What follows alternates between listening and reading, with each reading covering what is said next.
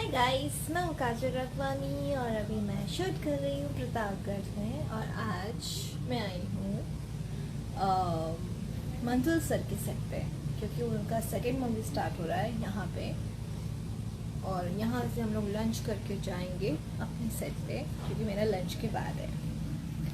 सो मैं आई हूँ घूमने, जिसको आपने ननंद भुजाई में देखा और आप लोग ने तो उनको बहुत प्यार दिया। हाँ, और हम लोगों ने इनको जितना परेशान किया अच्छा नहीं लग रहा था, लेकिन कर हाँ, रहे थे। इसको बहुत मजा आ रहा था। ऐसे तो परेशान कर ही रही थी, रीटेक करके भी परेशान कर रही थी। एक सीन हमारा एक शॉट की 2 बार 4 बार 5 बार रिटेक मार दे रही थी। हाँ, वो मेरा एक्सपीरियंस था उस पिक्चर से अच्छा खासा। बट दीदी बहुत परेशान अच्छा, और बहुत अच्छा किया है इसने, बहुत अच्छा एक्ट किया है, बहुत अच्छा लगा मुझे। Thank you. आप अच्छी जाओ। नहीं, इसलिए आपको सब अच्छा लग रहा है। नहीं, इतनी सच में गलतियां अच्छा, करना। सच में अच्छा लग रहा था, सच में अच्छा किया है। Thank you the.